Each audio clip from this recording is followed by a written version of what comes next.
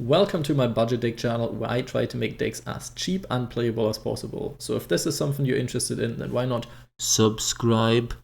Today is the day Tearlaments has finally been released and they're roundabout as expensive as expected.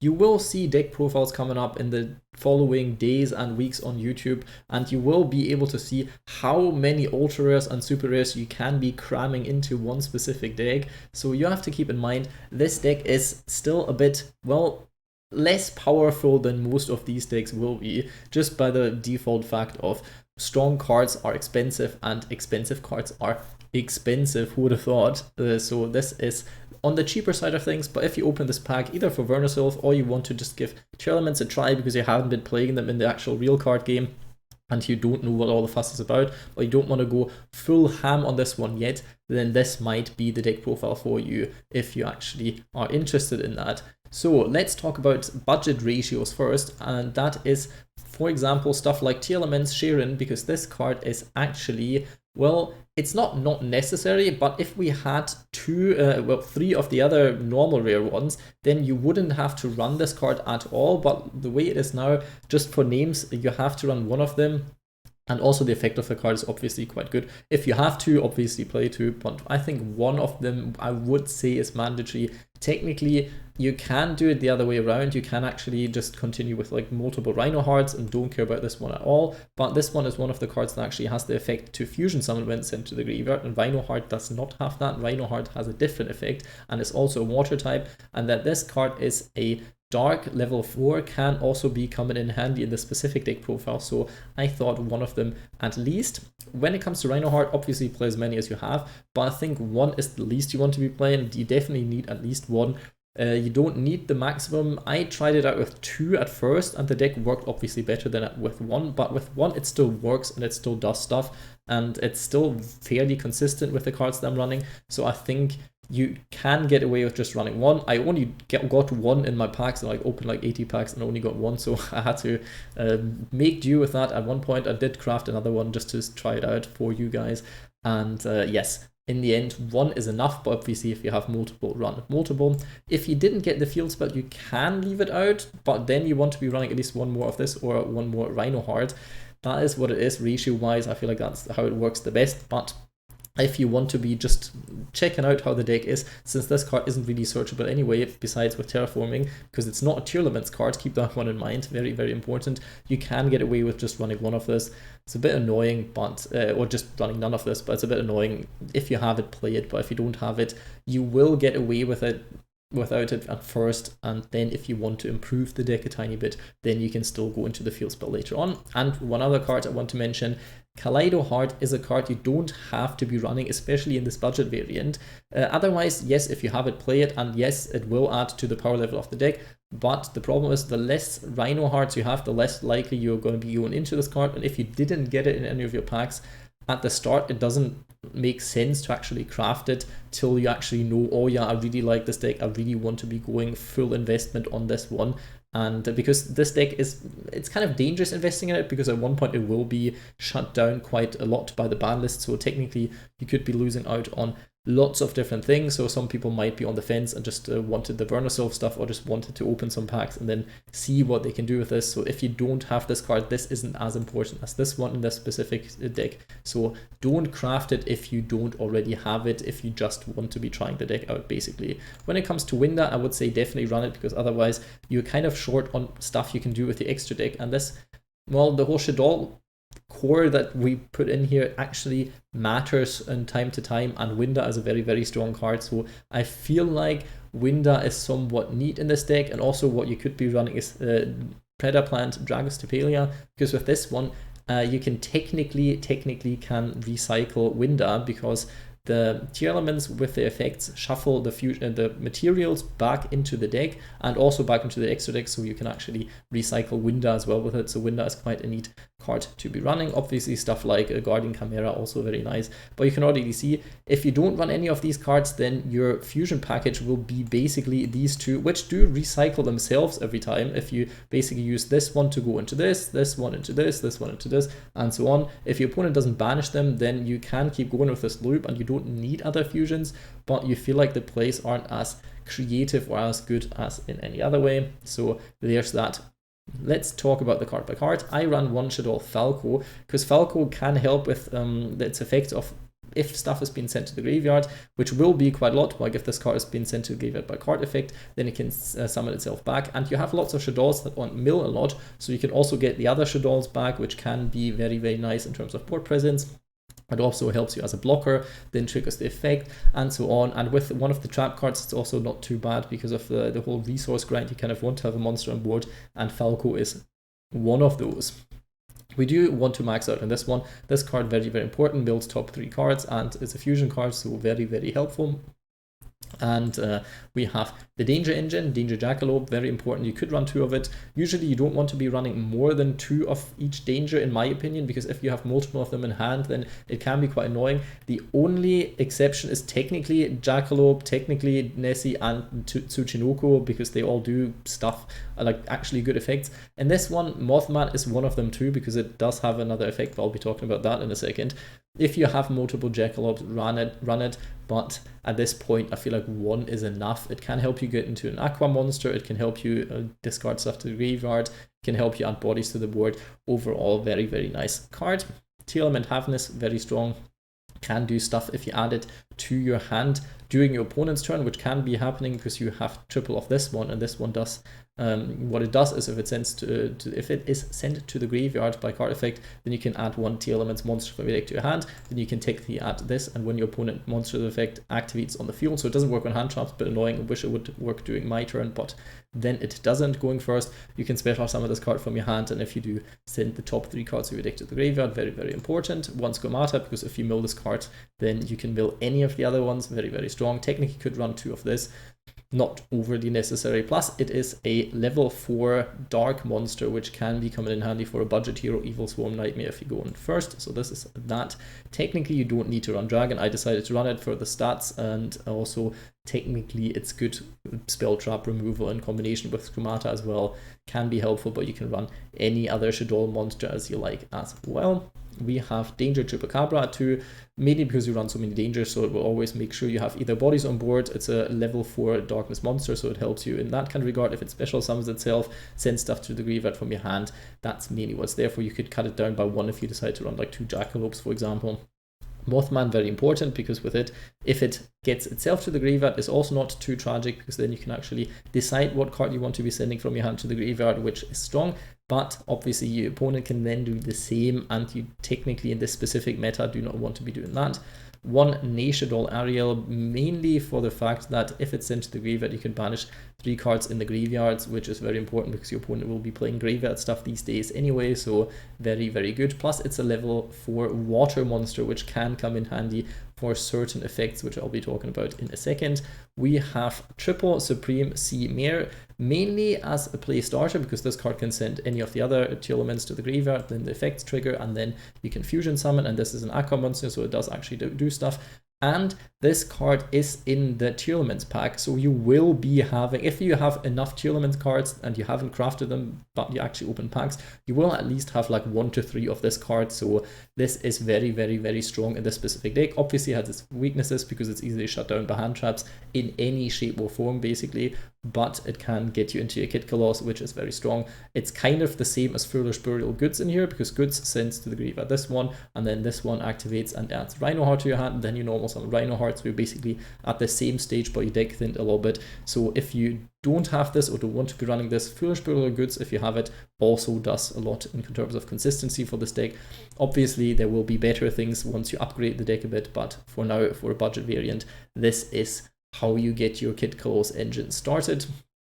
Already talked about those 2. This one has an interesting effect as its second effect, because it's when it's sent to the graveyard by card effect, you can special summon it, and if you do send 1 Tearlaments card from your hand to the graveyard, so this effect only works if you actually have a Tearlaments card in your graveyard, in your hand, because it's mandatory. Otherwise this card will then just be lying around in your graveyard. Also it banishes itself afterwards, so you have to kind of watch out. Mainly want to be using it on board then as a fusion material possibly, so you still have it in your deck, especially if you only run 1. Although there is a way to get this card back, which is sending this trap to the graveyard, if I'm not mistaken, because that actually adds a banished Tearlaments monster back. It's the only way how this ever really comes up. Also good if you have Foolish Burial and then you have one Tearlaments card in your hand, then that is also very strong in terms of consistency. That's how Foolish Burial comes in handy in this specific deck, but obviously you have lots of stuff you want to be sending to the graveyard. Shaddoll Beast, very nice, gets a draw, but if it's in hand, then yeah, you kind of have to hope you discard it by the dangers, or you use it to summon out a window, so it's not terrible. Danger Nessie, very strong, could run 3 if you want to. It's an aqua monster, which is very nice, so if it's discarding itself to the graveyard isn't bad either, because you can still use it to actually fusion summon your Tearlaments monsters, and it also searches you one of your danger monsters if it's discarded by itself or by any other card effect. Then you usually want to get into Mothman, because then you have more options to discard, but obviously Jackalope is also possible. Dogman, basically just because Bigfoot is kind of expensive and I didn't want to commit to that one, so this is quite nice. And Danger Thunderbird for going second, has attack stats, it can get rid of spell traps, and it's a dark monster which will be coming in handy. Not for the Shaddoll fusion, because you obviously can't use them for the Shaddoll fusion, because you need one Tearlaments and one Shaddoll card basically, because the Tearlaments all have to use themselves. They can't just use other fusion materials, they have to use themselves for the fusion monster at least.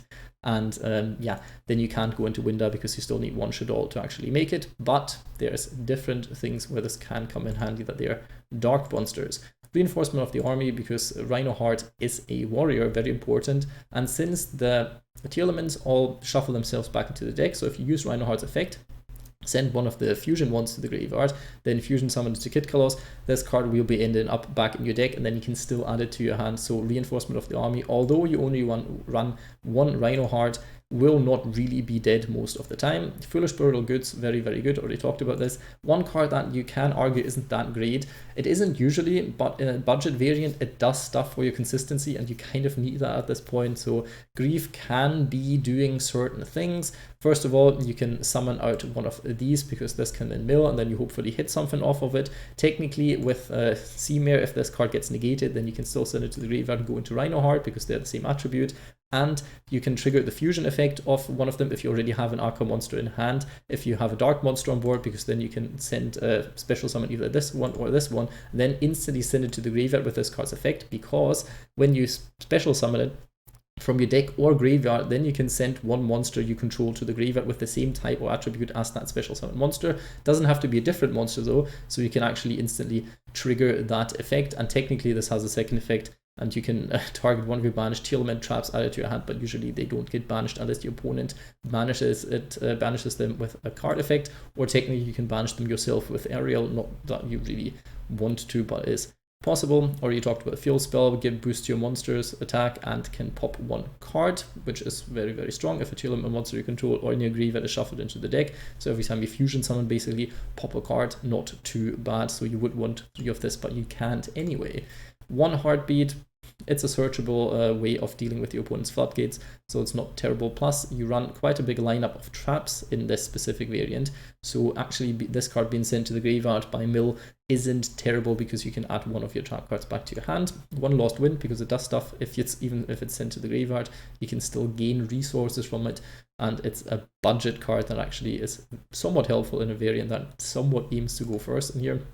We have 2 of this one, mainly because if you actually mill one of them beforehand, and before you can actually use the Kitkallos effect, then you kind of want to be searching the other one, because this one is the important one, because it can help you fusion summon during your opponent's turn. It's somewhat of a disruption. It's not as strong of a disruption as flipping him over a monster would be back in the days, but it is still quite nice, and that's why 2 of them make sense in this specific deck. I would say technically can be running 3, because drawing into them isn't too bad, because if you have one Tearlaments monster in your hand, which you have lots of ways of getting that on board somehow, then you can actually still use all of these effects, which is nice. And yeah, but I felt like 2 was the right ratio for this deck. This one and 1 is absolutely fine. It's searchable. It doesn't do that much in the graveyard. You can add it back to your hand with Heartbeat, because Heartbeat can also be sent off of Kitkallos if you want to. So if you get rid of this card, then there's still a way to actually get it back to your hand. So that's not terrible, and it protects your back row, because you will be running more back row than the usual Tearlaments decks. So this can be a bit more helpful, but keep in mind you have to have one monster in your hand that you can send to the graveyard, otherwise you can't activate this. So there's that. And the reason why Tearlaments Sulliek is run at 3, because we do have mill And we do have this card with the dangers, and this card, if it's sent to the graveyard, can add you one Tearlaments monster from your deck to your hand. Very important, because then you can actually start your combos with Reinoheart, so you do want to see this card being sent to the graveyard as well. And that's why it works very well with Foolish Burial Goods as well. And also, if you don't get it to the graveyard, but you have a Tearlaments monster on board, then the effect isn't terrible either, because you will have lots of monsters you can send to the graveyard with the Shaddolls, like Falco, for example, or with the dangers, there's usually stuff you have on board that you can be sending to the graveyard anyway. For the extra deck, this card, very, very nice, shuts down your opponent's plays, and you can easily turn it off. We have Kitkallos, very, very fun, very, very strong card, that's why it's at 1. These two keep recycling themselves, so that's quite nice, because you use one to go into the other, and then they send it themselves back to the extra deck, so that is quite nice. And you only need one Tearlaments monster, one Aqua monster. When it's special summoned, you can take one Tearlaments card from your deck to your hand, or send it to the graveyard, so you can send Heartbeat to recover one of your traps if you wanted to, for example, or you could instantly, since the Tearlaments card, instantly go for the next fusion. Usually you don't want to be doing that, but technically you could. Then you have an effect of sending one monster from your field or hand, I think, to the graveyard, and then you can special summon one Tearlaments monster from your hand or graveyard, which is quite nice. It's not that an effect that comes up all that often, but it can. And if this card is sent to the graveyard by card effect, you can mill 5, which is kind of how it technically, you used to be able to use this with Diviner and then mill 5 and stuff, and things would be happening. But since we only have one of them, that kind of kills it, because you kind of want this in the extra deck otherwise, because you could still go into Kitkallos then if you want, but this card is usually a bit better. This is why Instant Fusion, very, very important card, because this is a level 5, very strong, because it gets your place started. Kitkallos, the effect isn't great, but it still does stuff. It has decent attack stats, and it can summon itself back, so this card is definitely a must run, I would say, because it keeps the loop alive. And this card has a nice effect if you get it on board, very, very nice card. If you can't get it on board, a bit annoying. So it works, but it's not necessary for this variant. Evil Swarm Nightmare, very good in this specific deck. Rhapsody, because, well, graveyard decks are a thing now, so this can be somewhat helpful. We have Diamond Crab, because sometimes 3000 attack points aren't that easy to come by in this deck, especially if they got rid of your fusion loop, basically. So this can be helpful. At this point, it's just rank 4s that do certain things. This flips stuff over. This one, very important, not for the effect, but this is one of your ways with the dangers to go actually into a Aqua monster. If you're short on the Aquas, then this technically can help you get one Aqua monster on board, so keep that one in mind. Sophia for going second, shuffle back stuff, or flip back stuff into your opponent's hand, or extra deck in that case. Cross Sheep, very important, because you can fusion summon and then you can technically get stuff back, but also having this card on board does leave you kind of open. We have Geonator Transfer, so very, very nice. Technically you could also be playing an Aqua Link monster if you want to. Haven't included that yet, but it is possible to play, but I'm not sure if there was actually a generic one or not, so you'd have to be looking into that one. Decode Talker, very, very nice card budget wise. Power Code Talker actually helps you to beat over high attack point monsters. And Raster Liger, the budget access code talker. If you don't have it, other Link Force, Topologic Bomber Dragon isn't too bad. Appaloosa can be played technically, although you kind of don't want to. IP Masquerena can be nice in combination with the Nightmares in theory. You obviously have room for Zeus if you want to. Abyss Dweller, very strong, especially at the moment. Baguska can still be nice. Time Thief Redoer isn't a bad card.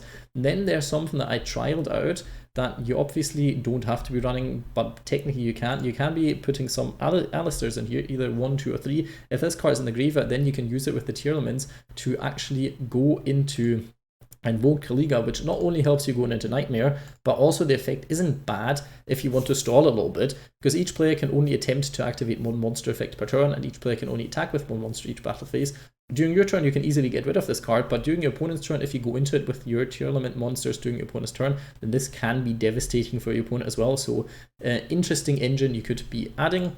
Stuff you could be adding is King of the Swamp, because it would count as Reinoheart, but I didn't want to, because it's a super rare. Like, why would I spend super rare points on this one instead of like any other card that might be helpful in the future? So yeah, not with me, but you could technically pair it with one poly, and then this card becomes in graveyard, on field, and everywhere Reinoheart, so this is quite nice. If you want to go down the Shaddoll route, you technically could go for one Shaddoll fusion, because if you mill it, that's also not bad. If you draw it, that's also not bad. And then you can be using more Shaddoll cards, more of the Shaddoll engine, more of the Shaddoll fusion cards, because if one of them then gets into the graveyard, then you can actually recover this card and keep doing that loop. Abkalo then comes to mind, lots of stuff you could be doing with that one. I might make a Shaddoll Tearlament deck profile eventually, but not at the moment. Hand trap wise, Ghost Bell and Skullmeister come into mind.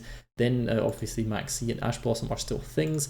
Fairy Tale Snow, quite a good card in this specific deck. Obviously the ancient, the old Ishizu cards, very, very strong in this specific deck anyway. Stuff you could be playing or should be playing, Called by the Grave. Triple Talent Tactics can be very important if you're lacking certain power to go second, because the go first board is always kind of the same. Then you can add stuff like Dark Ruler No More if you want to. That's round about it. There will be other cards you can splash in here. Tearlaments are somewhat splashable for a lot of different decks. There will be some variants that obviously Ishizu fairies very strong, and some variants that are not as strong. This was the card by card, but next up I will be doing the rating of this deck. That's ought to be interesting this time. Alright, for the rating, power level wise, strength wise, obviously this is just about this specific deck, not about Tearlaments in general, anything, just this specific deck list, so keep that one in mind.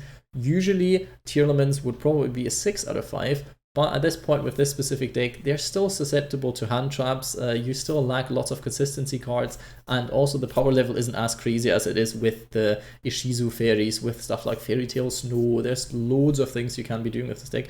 This deck right now, I'd say, like, is a 4, maybe a low 4. It's not crazy. It's not at all as crazy as you'd assume it to be, but the more expensive variants are a lot better than this one, but this one is fairly playable, it's fairly good, and in my opinion I would say it's a solid 4.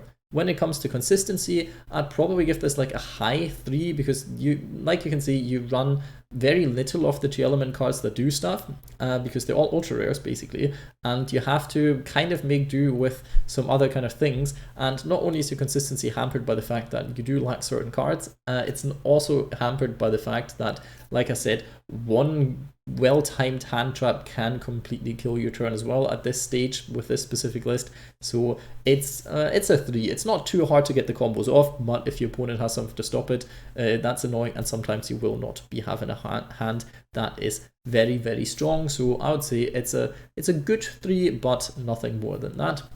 In terms of budget value, I would say, considering how you can upgrade this deck, I would give it a 4. Usually I wouldn't if decks are that expensive, but Tearlaments are going to be a massive meta threat, and it's not overly expensive to make it, well, a lot better. So technically there's that, and also you can splash lots of decks into this one, and this specific variant also contains lots of generic good stuff. With the dangers, for example, you can run them, especially once the new Dark World stuff comes out. That can be quite handy as well. One Foolish Brutal Goods is in here, and so on. They can be splashed into lots of different decks because their Tearlaments engine isn't actually that big, so that works. So I would definitely give this a very, very, very weak 5, but I would still say it is a 5 for me. This was the rating section presented to you by me, funny enough. Also, I wanted to do some replays, but I feel like it's probably better if I just do replay videos in the next following days and weeks of me playing the deck, rather than, oh look, this is how I kind of did my combo and then my opponent surrendered because they thought I was playing the actual strong Tearlament deck, or, oh look, this is me playing against the actual strong Tearlament deck and getting completely shafted. This isn't really that helpful, so let's let the meta settle in, and then I'll be coming back with some more replays, so stay tuned for that. Hope you enjoyed the deck profile. Leave a like, comment, subscribe, but most importantly, I hope you have a nice day.